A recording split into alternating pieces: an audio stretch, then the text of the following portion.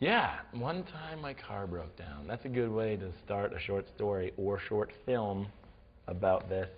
No, I was actually a basketball coach when I was in college.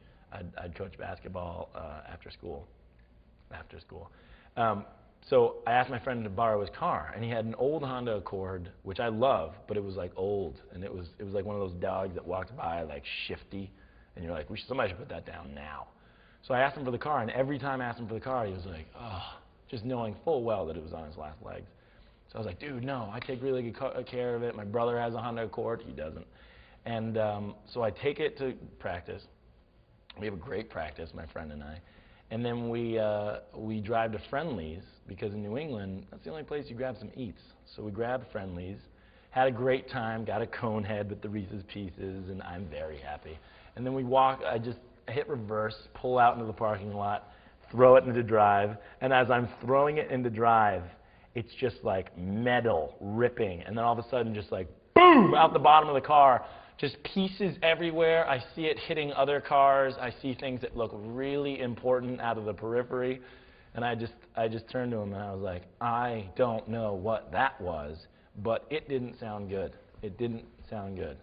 And he's like, yeah, no, we should really do something. And we're talking about, if you've had your car stall, this car was dead. There was no electricity, no moving, there was dead silence. We had created a bubble of dead silence. So we go down the street and we find a gas station. We go into the guy and we said, this is kind of a problem. I think I may have maybe dropped my friend's transmission in the parking lot of Friendly's.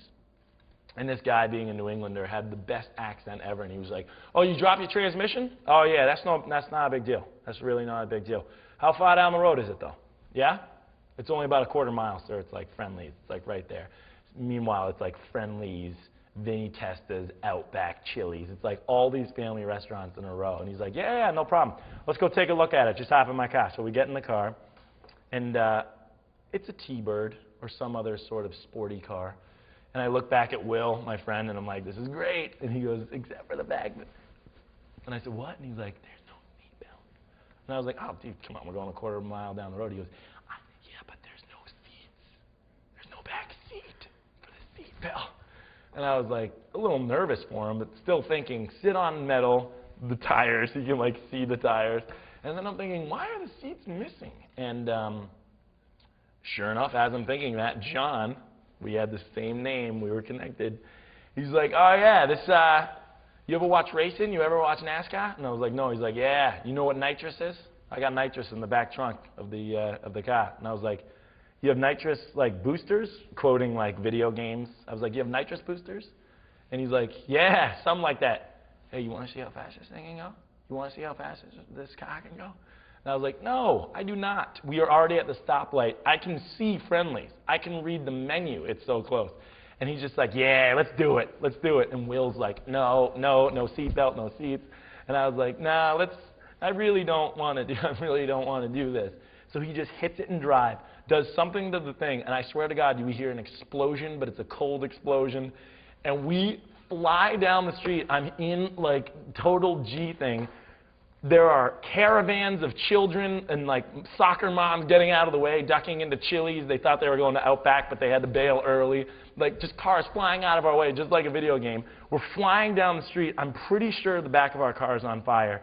And he just bangs it into Friendly's. We're now in the Friendly's parking lot. He's like, which one's your car? Which one's your car? I look over at the speedometer. In the Friendly's parking lot, we're doing 110. I'm like, right there, right? Right there. And we spin out into maybe 6 rotations and pull up right next to the car. And he's like, yeah, it was pretty awesome, right? Will passed out, I think dead.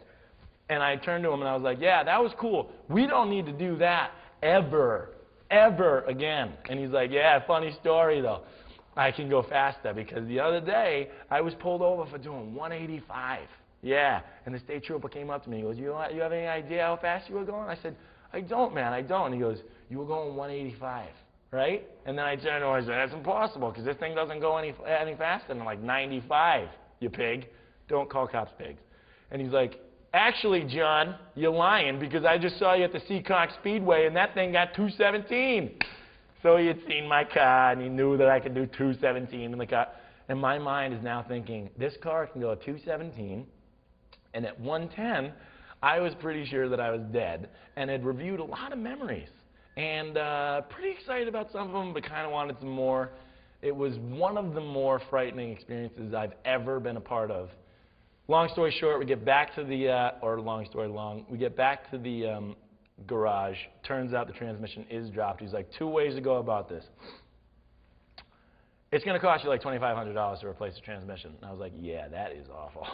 And he's like, oh, I could do it for like $300. And I was like, and how can you do that for $300? He's like, yeah, you know, you just jury rig it, you know, with like a paper clip and a rubber band. And I was like, yeah, paper clip and rubber band, MacGyver. And he's like, yeah, dead serious. And I was like, you're going to put the car back together with a rubber band and a paper clip? And he's like, something like that. Well, you know, we got some stuff. We're just going to, we'll put it together. We opt for the $300 move, and it worked fine until Barrett sold it 2 days later. He was like, oh, it's on a rubber band and a paper clip. Let's shove that out to pasture, and we sold it. And then we found out as we were leaving that John also dealt drugs. Not kidding. You guys have been great. Excellent. I'll take a look at this car. You come back and pick it up in a day or so. Hey, you guys smoke weed? And I was like, no, we don't. We do not smoke weed. We don't race. We don't fix cars, and we don't smoke weed, John. And he's like, oh, all right. Well, then you just you keep all your smarty college friends. You tell them if they need weed, they come over here to John. I was like, they're probably not going to come to an auto station to buy weed from a man who has nitrous in the back. I'll tell them. Okay, I'll tell them. Thank you. And we left, and all was forgiven, as they say.